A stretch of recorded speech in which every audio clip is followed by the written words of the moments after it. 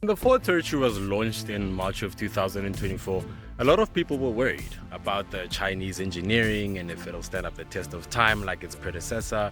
And you know what? I had my worries as well. So we finally got one on test. Ladies and gentlemen, my name is Tapang Lekhodi and welcome to the Car Lot. And behind me is the 2024 Ford Territory Trend.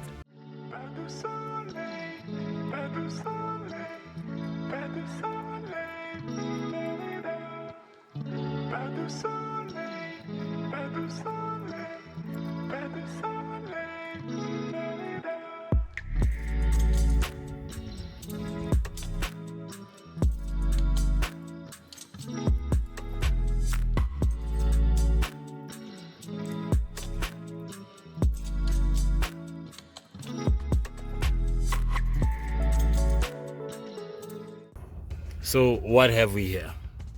This one, ladies and gentlemen, is powered by a 1.8 liter EcoBoost. This is actually an engine that I've actually been fairly excited about because I've never seen it driving one of these big cars in South Africa. And honestly, it's been pretty solid. This is hot, yo. But anyway, with outputs of what? 138 kilowatts and 380 Newton meters of torque, we're looking at about 9.9 liters per 100. Since I got this car, I was only able to drop it by like 0.3, so I saw like 9.7, and it's mated to a 7-speed wet clutch DCT with double clutch transmission. It's pretty good. It's not bad. I'm not fighting. The feature that most people really have been beginning to enjoy with their cars is electric tailgates.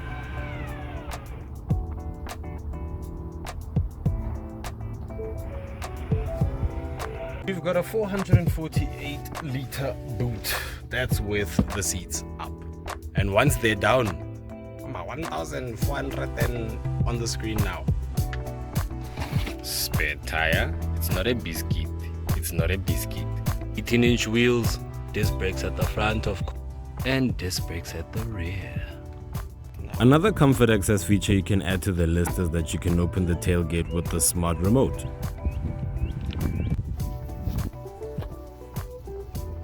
Now the interior, guys, was really giving like Chinese, like almost like Haval for me, because they really looked so similar to what the Chinese are currently doing, and this is testament to where the cars are being designed right now. But honestly, I didn't really have a problem with what they had done. The dash features a 7-inch TFT cluster with analog gauges.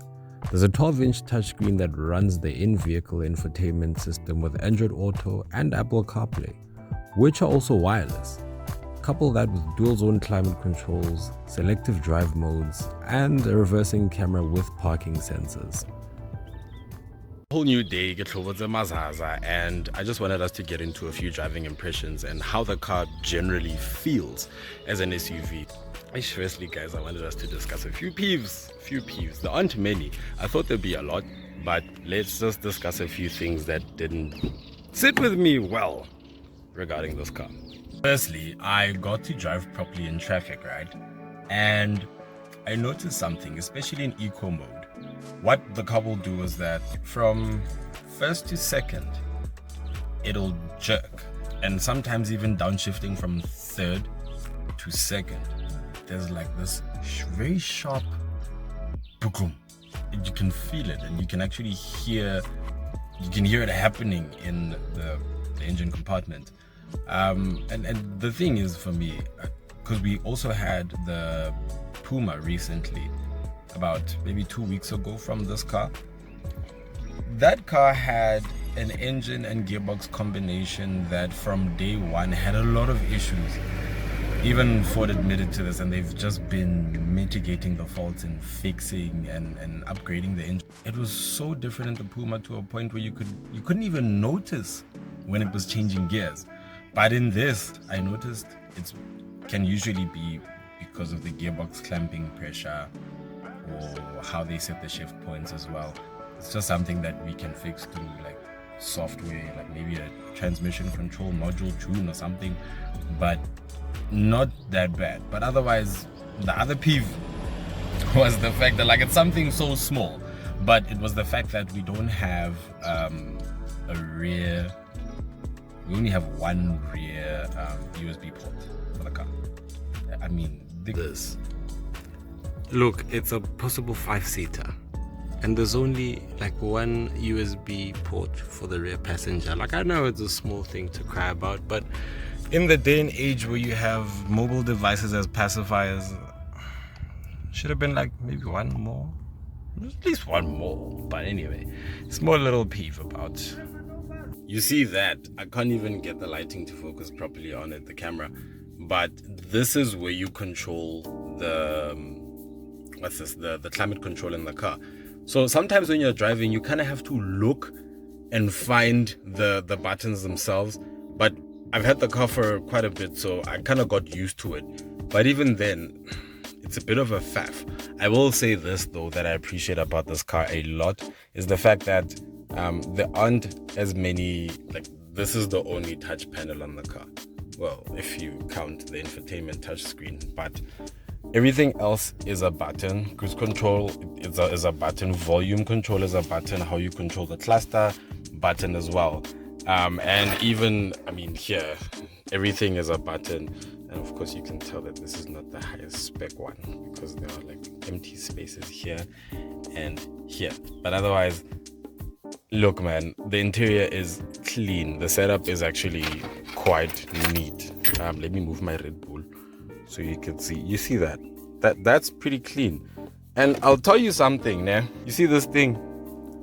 I can fit so many things in here, even like a 1.25 Coke bottle.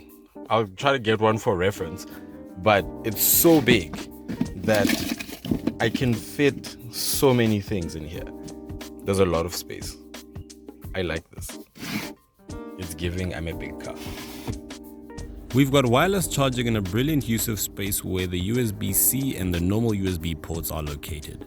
But to conclude, the Ford Territory is a good family sedan, dailyable and easy to drive, man. The Chinese engineering seems to hold its own, honestly, in South Africa as well. And the mapping on the gearbox has a real sport mode.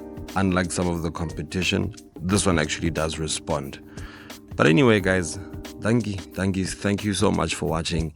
I intend to grow this channel and offer more, so stay tuned, leave a like and subscribe if you like what you saw, and I'll see you guys in the next video. Cheers, bye bye.